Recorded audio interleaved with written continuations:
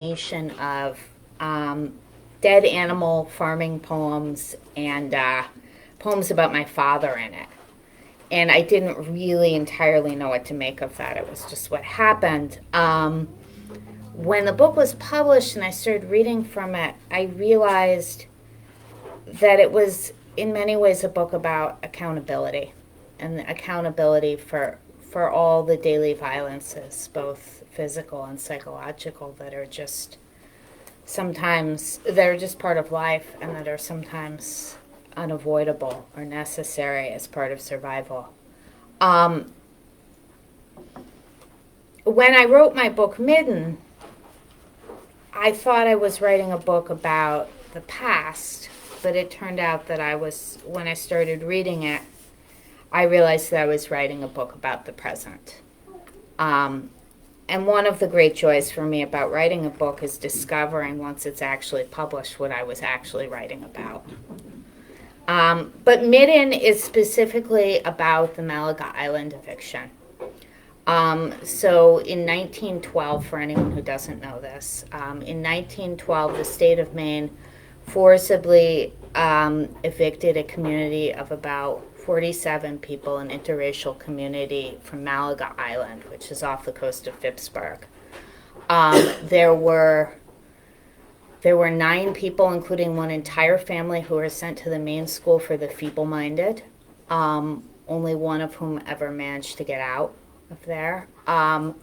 Everyone was told basically that they had to take their houses down or they would be burned. People took their own houses down because they needed the materials to rebuild. They were too poor. There was a school on the island that was taken down and moved to another island as a chapel. And there was a cemetery on the island, 18 graves combined into 5 caskets and buried unmarked at the Maine School for the Feeble-Minded. This process took 1 year, after which the newspapers reported that it looked as if no one had ever lived on the island. And then this erasure of this community was then not talked about for pretty close to 100 years. And then it was only, in the early 2000s or so that it began to get a lot of attention. A lot of that beginning with some archaeological digs that the University of Southern Maine started doing on the island. So I started writing the poems for this book as early as 2007, 2008. But it took me a really long time of thinking about the project and some periods of putting it down. And then it was published in 2018. So I'm going to read this poem from the book. It is... It's in a couple of sections, so bear with me. Interview with the dead. Who were you then? And instantly the tongue becomes the prism of fracture, land of washed green light, ferns, wild hops, hemlock, lichen skinning the granite outcrops. And instantly the tongue becomes a well, a stone cast into memories falling. When there's no one left to name the helix of departure unfurling inside you, wear silence as a tattered shirt, a stain of torn buttons. We carried it in our spines and anyone could see it when we walked. And instantly the tongue turns to salt, white film, and blanch, for not even the tongue can taste what came before salt. How do you remember your island? As stone fingers spread an octave into the sea, as salt brands ankles and red mud heels calloused to clay, as dreams in which we still pick blackberries, as brambles scratch a map into our skin, as we thread the fish hook, pull the line taut, as a catch of blood in the back of the throat, as fingers tying a knot. How did you leave? Our houses became our bodies. We lashed ourselves to rafts. Our bodies became boats. Some left as cargo in boats, boxes. We wept or did not weep until home became the rubble between our teeth, the thing one cannot bite for fear of breaking. Then we were a people sculpted of wind, and when we left, we scattered as breath, lingered as breath.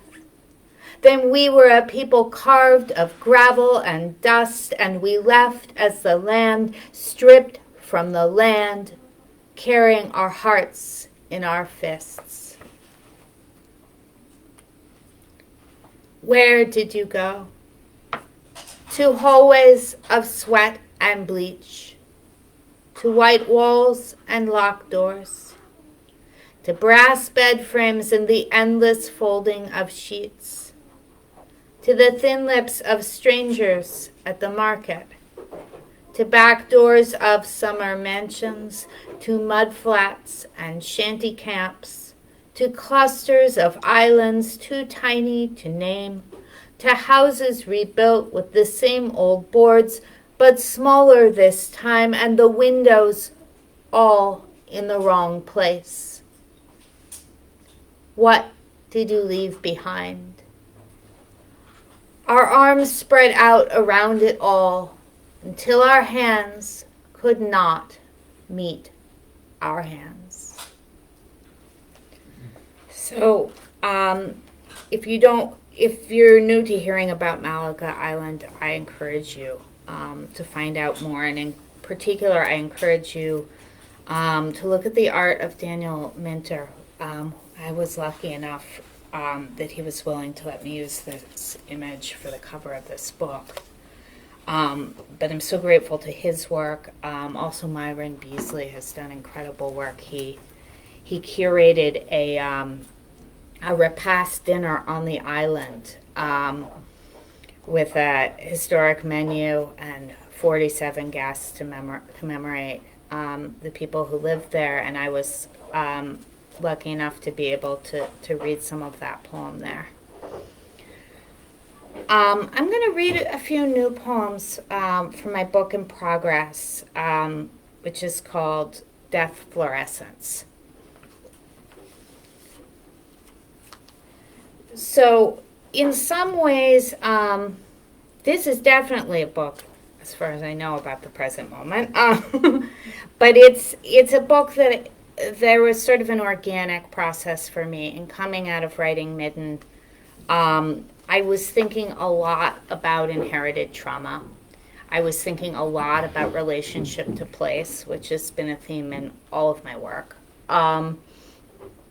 And so these poems, I think, take on a lot of those themes, and I'll explain as we go how some of them do. But this one is really thinking about the land that, that in Midden is sort of, I refer to it as my land, which, is a shorthand, really. And after reading, after writing Midden, I was thinking so much more about the fallacy of land ownership. But also about how much I'm defined by this piece of land and how much it's taught me to live on it and to work it. After we wound the land to maps, I can't talk today. After we wound the land to maps, better stewardship than ownership. But this wooded hill has never needed anyone. Without us, it stretched its green flanks feral until blackberry canes cracked under their own weight. Deer trampled switchback tunnels through the undergrowth. Columbine erupted purple and pink-white beneath sugar maples. Without us, the hill scars turned porous. August aster bottle brush from cellar holes. A stand of ash rose from a single stump. Snakes studded themselves into the splicing silences of the stone walls and slept. without us. The stories grew moss and sprouted saplings like an erratic boulder from its hulking granite back. And likely the hill preferred this, for it had never needed us here to hear or tell of the seven-sided pole barn filled with its 7 years of trash, of the baby diapers and propane tanks that shot shrapnel when the man before us set it ablaze. Nor did it need the story of the DEA helicopter sent to arrest that man before him, man of shotgun shells and wild rumors, of holes all over the front lawn where the pot plants grew and where we still now sometimes stumble carrying our buckets. No, the land didn't need the herd of cows before him either, or the family they belonged to, the ones who built this rotting cabin, who dug septic and well, and then one day just up and disappeared. Though that woman came back once in a dusty white minivan, driven by her daughter, who came to see, one last time, her lost home, and told me, through plastic oxygen tubes from the car window, of a time when this whole hillside rolled with wheat, sheep, fields, and the hubris of a farmer who scrambled to gather his hay as thunderclouds bore down upon him. How once the last bale was in, he shook his fist at the sky in triumph, and the sky replied a pitchfork of lightning right into the roof of his barn. So fire. So all those fields regrew to woods. So new scrub for the partridge. So no trace of the now vanished schoolhouse, nothing left of the sawmill but a clogged stone dam and a swamp of dank leaves. Just the headstones remain, mildew and algae on marble, children buried before their parents. Just the rusted gate, the tree-bent chain link. The rest left home at first opportunity, drawn by the heady violence of opportunity, abandoned this hill to a new violence of boundary pins and parceling out. And now I am here, an unwanted steward, unneeded witness. I am here, and this topography has made a debt of me. The debt began before we ever arrived. Perhaps the debt began when someone followed a deer through the woods on the way to the river. Or perhaps when the mountains first churned with glacial debris. Certainly the debt began when someone wrote their name on a property map, a deed. And by the time we arrived, adolescent on the solipsistic romance of our own manifest destiny, believing we could make our own end, glowing from the flickering light of flame-colored leaves, we already knew. The wound was us. It lodged in our throats. It grew under our tongues, moss to a slope, lily of the valley to a grave, until we could no longer discern the green of the hill from the skin of our hands. Each spring, it weeps its spring runoff, or each spring weeps its spring runoff, sugars the trees with tears, but the wound remains. The wound festers violet and lilac. It swells a bloat pond of summer warbling. It lacerates a hot fist of fall color with the urgency of an extinction burst. And yet the land lumbers on, its low dirge of survival and pine pitch stitching us, lichen to lesion, light to ligament, rock to rib. Sorry about that. I apparently made a bunch of notes on the end and they don't make sense and I was having trouble reading them. I forgot about that. Work in progress, as I said. Another thing that I was thinking about after writing Midden was about patterns of silence that run through families that relate to inherited trauma, to intergenerational trauma. And this was something that I recognized in my own family, who are Jewish immigrants on my mother's side. So this poem is called Point of Origin. Discussing the problem of origins with my mother on the telephone again, I watch the frozen lake extend beneath the window panes. A frozen lake recalls blank poster board as in grade school. Half the family tree wizened white after I came home asking nationalities, countries of origin, and my mother said, just put Jewish. And I said, Jewish is not a country. So she tried to tell me what she knew, which amounted to something like snow falling in a forest that spanned all the way from Austria to Lithuania or Estonia or Russia, a forest marked by sudden uneven clearings called fields where bodies might be found, a dark forest pocked by villages no one wanted to remember the names of, so they forgot them, or in any event forgot to tell their children, as perhaps they forgot even their own names, stilled and severed until it became impossible to trace. One name found on a ship's manifest, another claimed it entry, a stranger inside a familiar, a matryoshka we don't speak of until it's too late, the ones who know, dead and gone, the documents scattered and opaque. Now my mother speaks of research, suggests a distant relative who might know more, but like the crusted snow that coats this lake, erasure has become a skin. Inside me, an expanse of ice extends, and below that ice a fish swims slow and dark, scaling figure eights between the stones. In winter, a lake transforms to field. Between pickup trucks and fishing shacks, a lone figure paces. I cannot see the fish, and yet I know it's there beneath this makeshift ground. I should have told you that poem was written during a residency in Monson. So, it's a local poem. This next poem was a different poem, and then it changed this summer. So half of it's the same. So this poem, back to farming, but still thinking about these kind of topics that I've been talking about here. This is called A Meditation on Parasitic Infection.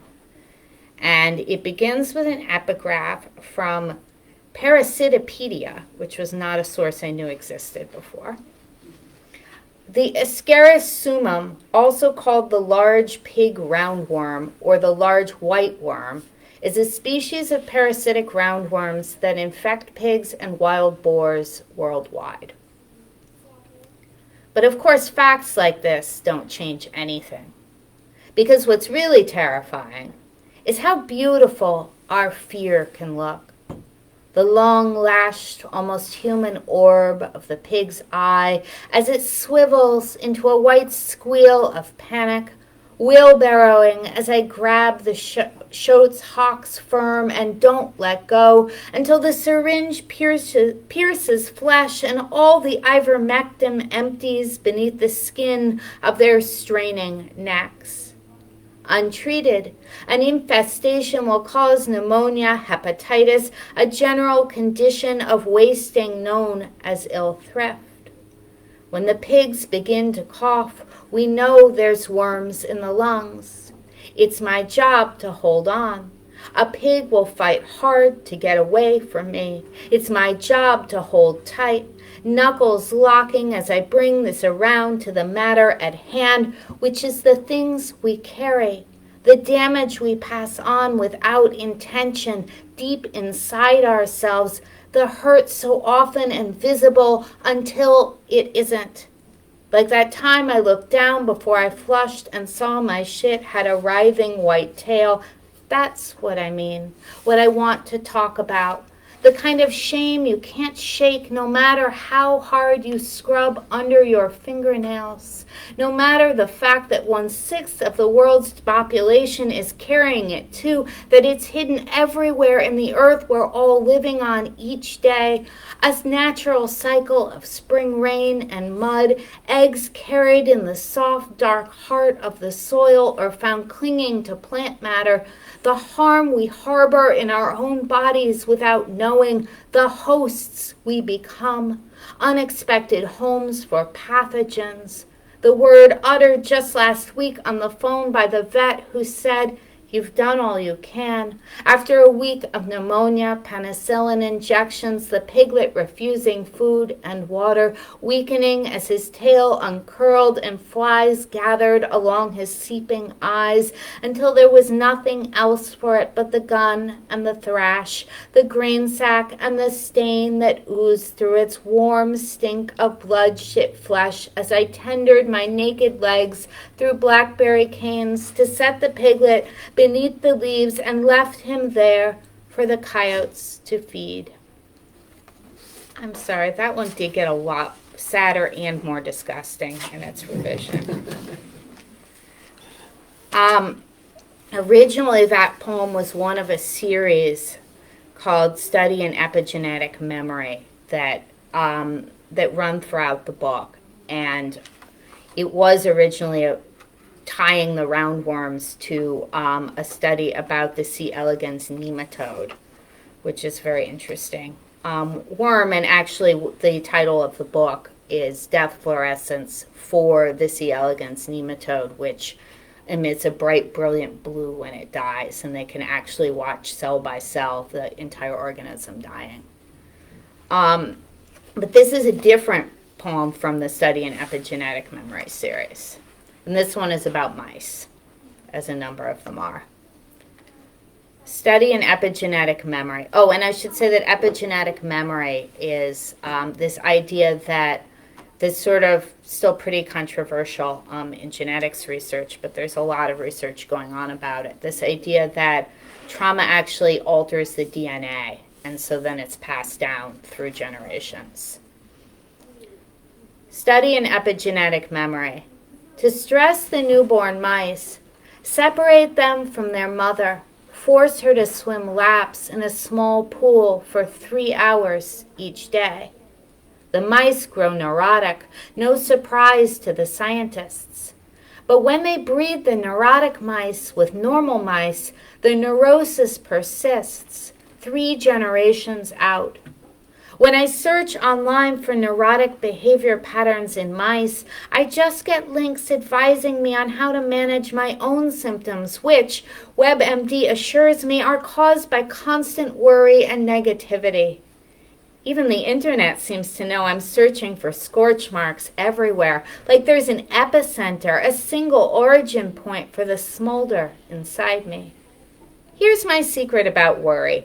I believe most bad things are things we never think would happen, which means each terrible occurrence I conjure up is one less likely to ensue, which is to say I believe worrying keeps catastrophe at bay.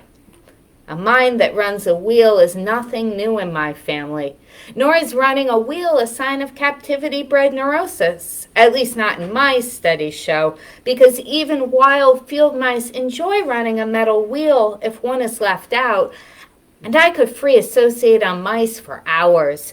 The genetic experiments my husband performed on them as a high school intern at a famous lab where they once bred a mouse named piebald megacolon who had no asshole and ate and ate and ate until he distended and died. Or the mice raised with lesions to test the off-label use of the cholesterol drug that lessens the risk of bleeding in my sister's brain. Or the childhood food dish full of squirming babies that time the pet store incorrectly sexed our 2 male mice and sold us a breeding pair, which is how we discovered that once mice start breeding, it's nearly impossible to contain their population growth. Can't recall what we did with all the baby mice. Probably sold some back to the pet store where they likely ended up as supper for snakes. If nothing else, mice are an excellent lesson on the vast and tangled histories of human brutality, which I am considering now, again, reading yet another article on inherited traumatic memory. This time about Civil War Confederate soldiers subjected to starvation in POW camps. Their sons had an 11% higher mortality rate. This observation is interrupted by an advertisement suggesting I might prefer another topic, such as what happens when the food runs out, or wet countries that are running dry, or why more men take their own lives. The article, when it resumes, is filled with stock photos of families prancing along the beach, families in swimsuits by a tropical lake, families arm in arm, the fathers and sons reduced to shadowed outlines and ghostly hands, their bodies replaced by bomb burst and a pulsing, mushrooming fear. Ooh. Is everybody still okay? Doing good. Just a few more here. This is an elegy. I feel like we've been living in this period of extended elegy for the last couple of years. This is an elegy from my grandmother. To be precise, an elegy for my grandmother in the form of a cactus. The way each linked lobe of your cactus swallows all the green from the one before it reminds me of that movie about the human centipede, and how appalled you have been to know such a film exists.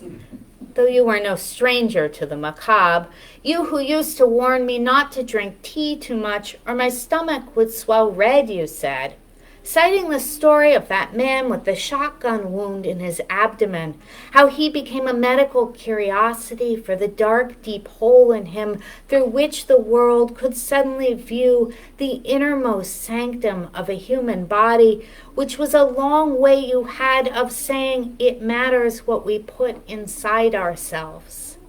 I have put so many things inside myself I should not have. Smoke of all sorts, whiskey, sorrow, pennies, bottomless guilt, river stones, a crusty work glove pulled off with my teeth. I even licked a Burmese python once. I list the contraband of my body to myself as I eat nachos or frozen French fries off your blue dinner plates, counting the indulgences I imagine you would not have approved. And here I am now, inserting a gross horror movie reference into a poem about your absence, a poem I began writing only because I wanted you to know. Your cactus is flowering again, as it has 4 years now, fuchsia flames licking out from the maw of each final green, I don't know what to call it, not a leaf, but a section of stem pressed flat until, yes, it erupts into firework, a tongue or tail of brightness uncurling into this winter room. I wanted you to know. It flowered the night you died. It flowered because I told it to. You in your hospital bed and me not there. And now I force it unconsciously each year. Forget to water for months, then soak it with the thawed remains of yesterday's chicken pail. It's an Easter cactus, really. I wanted you to know. I looked it up on a diagram today. The 3 shapes of lobe, but yours is willful, peculiar, blooms only in late January, blooms only for you, which is fitting, since we don't believe in resurrection, you or I. Just another flattened green segment each year, another stubborn explosion of beauty at the end of our grief.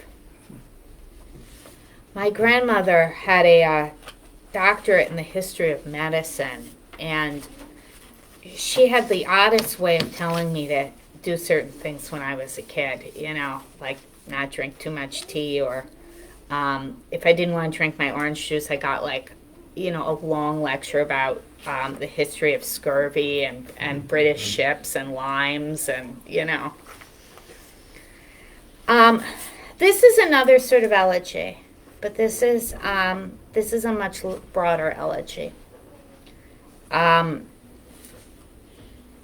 thing that you need to know for this poem is the term endling, which refers to an animal that is the last of its species, the last surviving of its species. A catalog of endlings.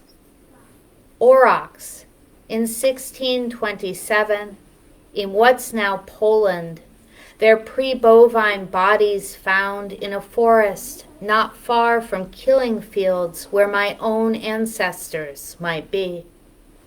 Benjamin, in 1936, the last Tasmanian tiger of neglect, pacing her cage at Hobart Zoo. And don't forget Booming Ben, solitary heath hen. Celia the Pyrenean ibex. They tried to clone her back from extinction, and for 7 minutes she was not the last, but her clone couldn't breathe. Dusky seaside sparrow, the one called Orange Band, held captive at Discovery Island, Disney World. Every extant being, each of us, eventually extinct. Fatu, daughter of Najin, last of the northern white rhinoceros. Golden toad, last seen in 1989. George the Oahu tree snail. Hurricane Dorian took the last Bahama nuthatches, or so they suspect. I have no children, nor does my sister. Thus ends our branch of the family tree. I offer my mother no shelter from this grief. Julia, the bald ibis, shot down mid-migration. Kwai'o'o, last seen in 1985, last heard in 87. Lonesome George, the Pinta Island tortoise, lived to 102. At the end, magazines called him the rarest creature in the world. Martha, last passenger pigeon, was named for Martha Washington, strange joke of history. Her remains now housed in a steel Smithsonian storage locker. Nobody knew or cared when the endlings died, writes Eric Friedman, who coined the term. It is deep to the bone chilling to know the exact date a species disappeared. Organs are removed in taxidermy. Martha's live in a jar of embalming fluid, the rest of her wired to branch and styrofoam beside a male she never knew. Pooly birds gone too, none seen in nearly 20 years. Quagga dead 250 years, killed for meat and skins. Rufous-fronted laughing thrush, just one left now in Java.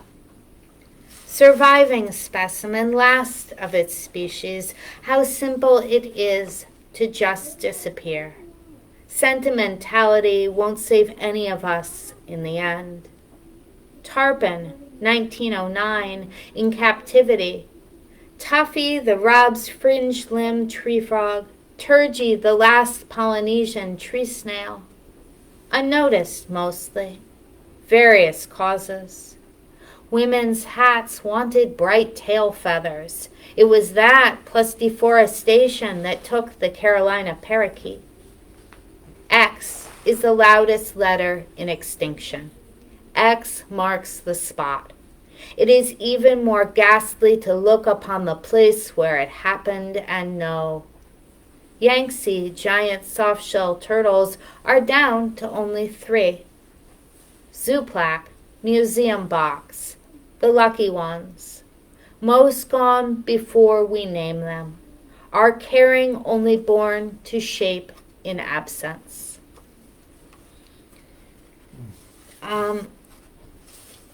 So I have 3 more. Is that okay? Fine. Handle that. This poem is one that, another one that I wrote in my residency at Monson. But I wrote this one after watching a YouTube video that came out in February 2020 of a professional violinist, a British violinist, who had a tumor in her brain that was abutting the part of her brain that controlled her left hand. And because it was very important that she still be able to play the violin after her surgery, what the surgeons ended up doing was have her awake and have her playing the violin while they operated, so that they knew if they were getting close to anything that would cause a problem. So they also filmed this, and you can watch it on YouTube, and it's wild. So I watched this a couple of times, and this is what I ended up writing. What will you do at the end of the world? When I watch the video where the violinist plays as surgeons cut the cancer from her brain, my first impulse is to descend into metaphor, to imagine the plaintive cry of her violin as a singular silvery thread that leads the surgeons sublimely, tremulously, through the Minotaur's maze, so they can extract the tumor abutting the lobe that controls her left hand, so they can navigate the fleshy labyrinthine folds and electric shocks that make a human mind. When I watch her bow graze the ventilator tube again and again, I want to recall the old story of Nero playing as Rome burned, which is supposed to be a story about callous cruelty and ineffectual leadership, but which fails to hold up under historic scrutiny for many reasons, including that the violin was not invented until the 11th century. And though Tacitus claimed Nero instead sang of the fall of Troy, this too cannot be proven. Still, the fable lends him more humanity than not. The notion that there was music inside him, even if it took 6 days of burning to fan it out. A music so powerful it forced itself to escape his tyrant's mouth. If art is only pleasure, Nero's act is selfish, loathsome. But if art is survival, a violin siren might morph to beacon against the smoky air. I keep asking my poems what the world needs from me in these days of quickening dread, of burgeoning conflagration, what they want me to do. In the comments section below the hospital video, no one can agree on what they're seeing. Creepy, incredible, horrifying, beautiful.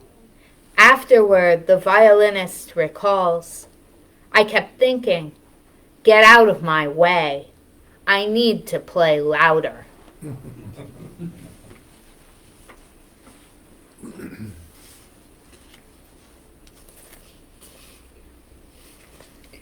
So this poem,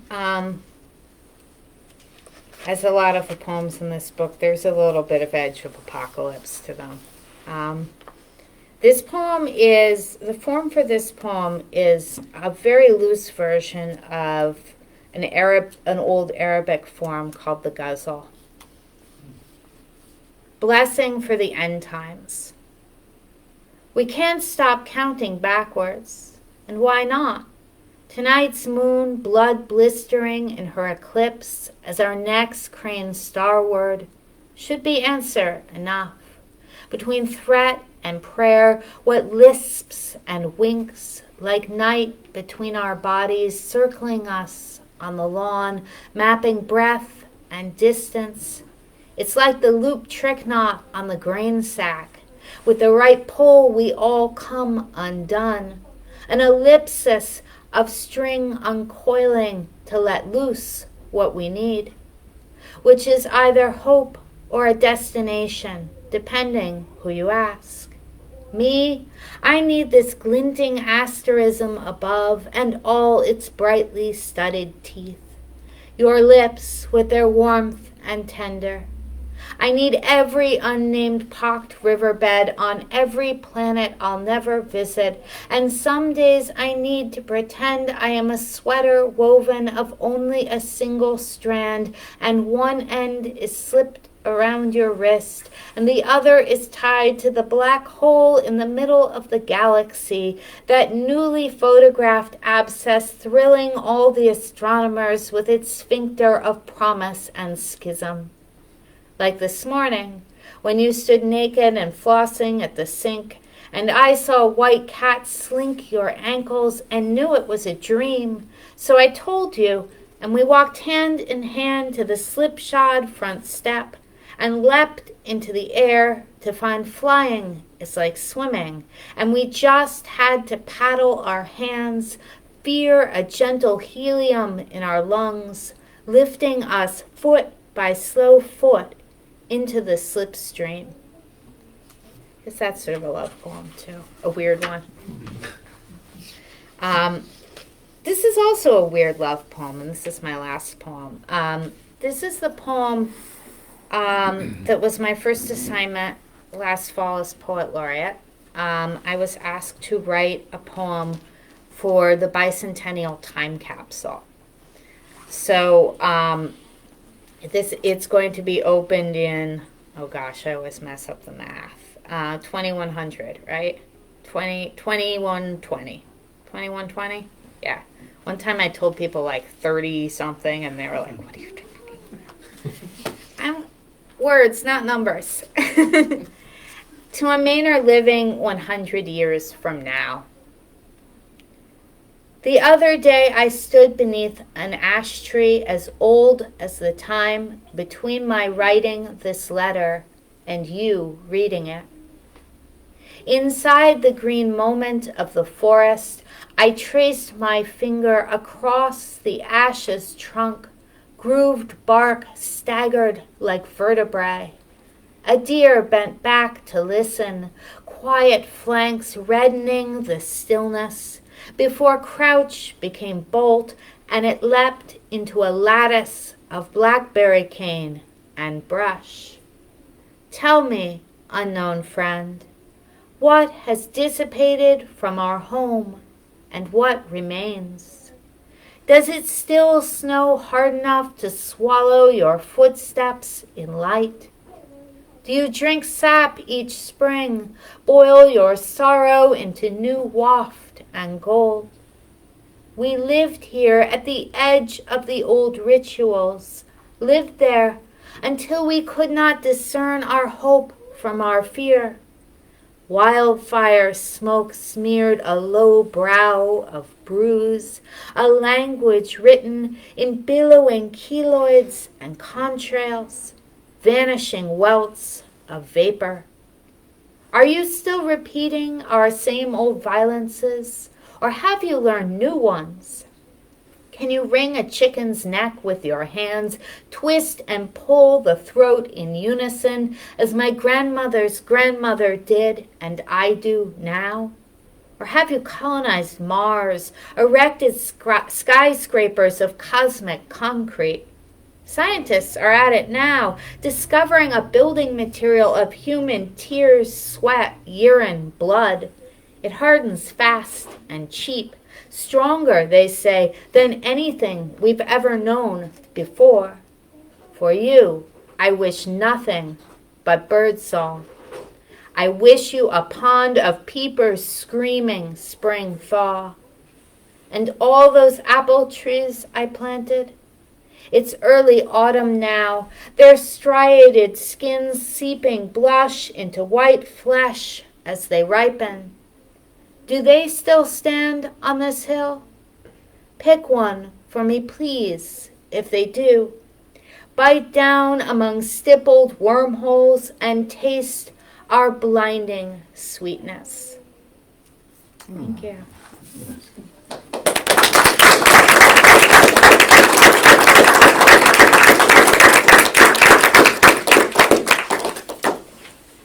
So thank you all for listening. I don't know if anyone has any questions, or if you do, I'm happy to answer them, if they're not too hard. Yes.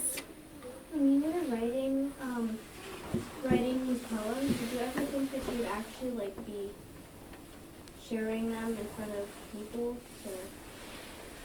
You know, I try not to think about that when I'm writing the poems because I want to be brave in my poems. So I try to write things and not think about whether I'll have to say them in front of people, and then I just have to get up there and do it anyway. But the first poems in my first book that I wrote, I didn't really think about it. Yeah, I didn't really know. And then with these newer poems, I did know, but I try not to think about it when I'm writing it because I want to make sure that even if there's some embarrassing, if it's right for the poem, I still write it anyway, or even if it's something that's scary for me to admit or think about. It's a great question. Thank you. Yes? What's an apology? Apology? No, the tip of your poem. Elegy. Oh, an elegy is a poem of mourning or lamentation. So it's a poem, about a loss. Yes. When did you start writing poetry? My first poems when I was 8 years old. But they were terrible. I had this habit of trying to end all of my poems with the word eternity. So that was the first thing I had to learn from an editing standpoint, is that really doesn't work.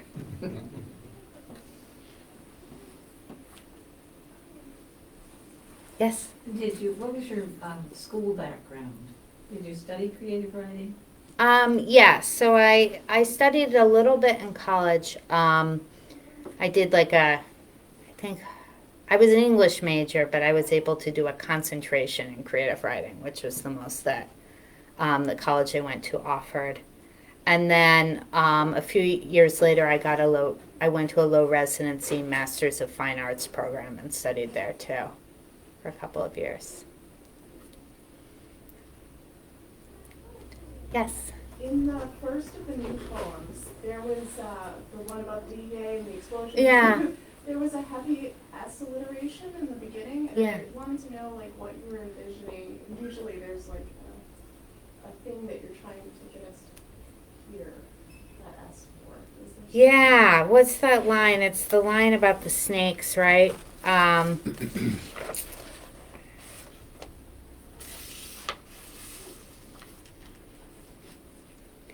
August aster bottle brush from cellar holes. A stand of ash rose from a single stump. Snakes studded themselves into the splicing silences of the stone walls and slept. It's fabulous. Yeah. I mean, I think when I'm doing it, sometimes I'm just carried away in the sound, and it almost happens sort of subconsciously. But I love reading. It's hard to read, actually, all those essays. I worry about, I'm sorry if I stumbled them, but, there's the hidden things, right? I think those essays are sort of that, what's kind of, what's in everything, right? And I think one of the things that I thought about a lot in writing Midden and then continue to think about is, in Midden, there's a whole series of poems that are letters to ghosts. And they're kind of a composite of the people of Malaga and also of the ancestors of my land. And I think that idea that we're always sort of in and among things that we don't know, that are, that precede us. I think the S's are part of that. That's my made-up answer, but the truth is I probably was just having fun making S's. They can both be true, right? Well, thank you so much. Thank you. Thank you.